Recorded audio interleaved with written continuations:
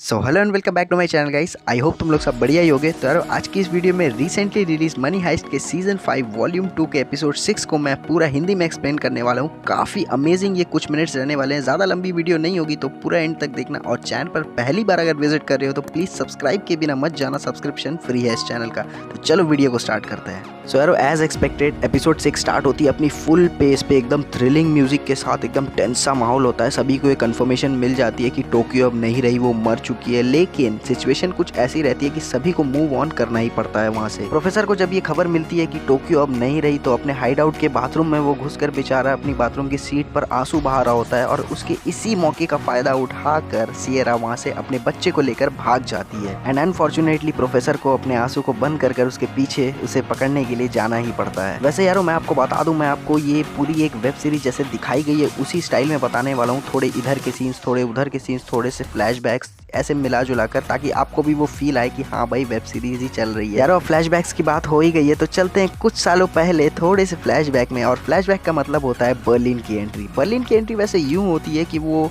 उसे एक सोना एक्सट्रैक्ट करने की मशीन चाहिए होती है, जो कि वो एक बड़े से पंप में जाता है, एक्सट्रैक्शन पंप में। उसे वहाँ से वो चुराने की फिराक में रहता है। उसे वो लोग सोना एक्सट्रैक्ट करने की मशीन भी कहते हैं। तो यारो अब आते हैं वापस बैंक ऑफ स्पेन के अंदर। तो यारो यहाँ पर माहौल कुछ ऐसा होता है कि सब कुछ मतलब धुआं धुआं हो रखा होता है टोक्यो के ब्लास्ट के बाद। तो टोक्यो जब अपने आप को ब्लास्ट करती है तो वो अपने साथ 6 आर्मी ऑफिसर जो कि उनको पकड़ने के लिए अंदर आए थे, उनको भी अपने साथ स्वर्ग की सैर पर ले जा चुकी होती है। और बचते हैं सिर्फ 2 आर्मी ऑफिसर्स, 2 नहीं एक्चुअली 3। लेकिन सेगास्ता जो रहता है वो इस लड़की को बचा लेता है, मतलब दिखाता ही नहीं है। और कहता है कि मुझे समझौता करना है, मेरा एक आर्मी ऑफिसर घायल हो गया है तो प्लीज़ अंदर डॉक्टर को बुला लो, मैं समझौता करने के लिए रेडी हूँ। लेकिन वो एक आर्मी ऑफिसर को छुपा कर रख देता है। और यही रहती है सेगास्ता की मेन चाल। यार अब वापस आते हैं सिएरा के ऊपर, जो कि प्रोफेसर के हाइड आउट से भाग चुकी होती है गाड़ी लेकर। और प्रोफेसर और मार्सिलिया भी उसको पकड़ने के लिए उसके पीछे लग चुके होते हैं। और एक काफ़ी ज़्यादा थ्रिलिंग 1.5-2 मिनट की कार चेज होती है जो कि एकदम मज़ेदार होती है।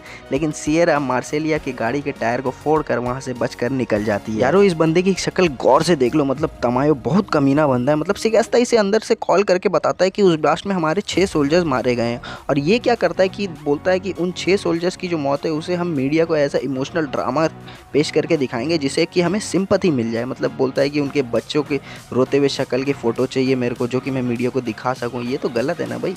प्रोफेसर सिंपैथी गेन करने के लिए वो नहीं बोला था, लेकिन उसके बाद में सच आई थी तो उससे प्रोफेसर को मतलब सिंपैथी मिली। लेकिन तुम तो ये गलत कर रहे हो ना। तो यार वापस आते हैं प्रोफेसर और सिएरा के कार चेस सीन के ऊपर। तो सिएरा जो रहती है उसकी गाड़ी में ट्रैकर लगा हुआ होता है। वो एक सुनसान जगह रुक तो जाती है, अस्तबल में अपने बच्चे को लेकर अंदर चली जाती है गाड़ी रोककर। लेकिन प्रोफेसर उसे ट्रैक करके वहाँ पहुँच जाता है। और भाई साहब प्रोफेसर जब वहाँ पहुँचता है बिल्कुल आइडियल सी सिचुएशन हो रखी होती है। बारिश हो रही है भाई, बिल्कुल सुनसान जगह है। प्रोफेसर के हाथ में गन है। प्रोफेसर गन लेकर बाहर आता है, उसे ढूंढता है। दोनों आमने सामने एक दूसरे पर गन ताने हुए खड़े हुए रहते हैं। सिएरा उसे प्रवोक कर रही होती है, करती है। वो कहता है गोली चला दूंगा, गोली चला दूंगा। वो बोलती है नहीं चला पाएगा, नहीं चला पाएगा। और देखते ही देखते प्रोफेसर सही में उसके पाँव की तरफ गन को पॉइंट करता है और गोली चलाता है।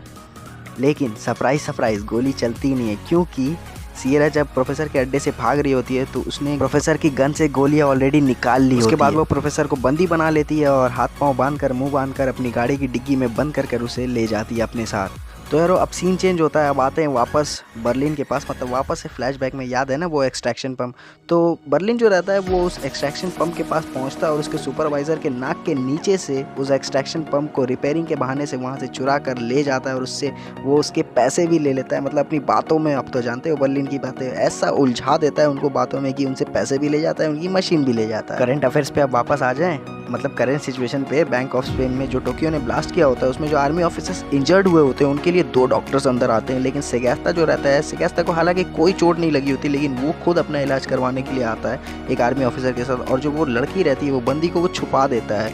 वो किस लिए, वो शायद हमें एपिसोड 2 में पता चले, तो मैं भी देखते हैं। लेकिन उसी वक्त लिस्बन लाइव आती है और अपने वीडियो में वो बताती है, सबको ये इन्फॉर्म करती है कि टोक्यो अब नहीं रही, वो मर चुकी है। उसके साथ बिताए वो पल अपने साथ शेयर करती है ऑडियंस के साथ, इमोशनली कनेक्ट करती है सबको अपने साथ। और मतलब एक काफ़ी रोने धोने वाला माहौल हो जाता है। जिसके बाद बाहर खड़ी बैंक ऑफ स्पेन की जो ऑडियंस रहती है उस वीडियो को देखकर काफ़ी ज़्यादा हाइप्ड अप हो जाती है कि हम तुम्हारे साथ हैं, हम तुम्हारे लिए लड़ेंगे, हम तुम्हारे पीछे खड़े हैं एंड ऑल। और लिस्बन के इस लाइव सेशन को देखकर मतलब तमायो तो पूरा पानी पानी हो जाता है। बाहर जाकर बारिश में भीग के अंदर आ जाता जाता है, क्योंकि उसके जो लिस्बन की जो ये लाइफ था, इसने पूरे जो तमायो के वो जो आर्मी ऑफिसर्स की डेथ की जो सिंपैथी वाला जो प्लान था उस पर पानी फेर दिया होता है।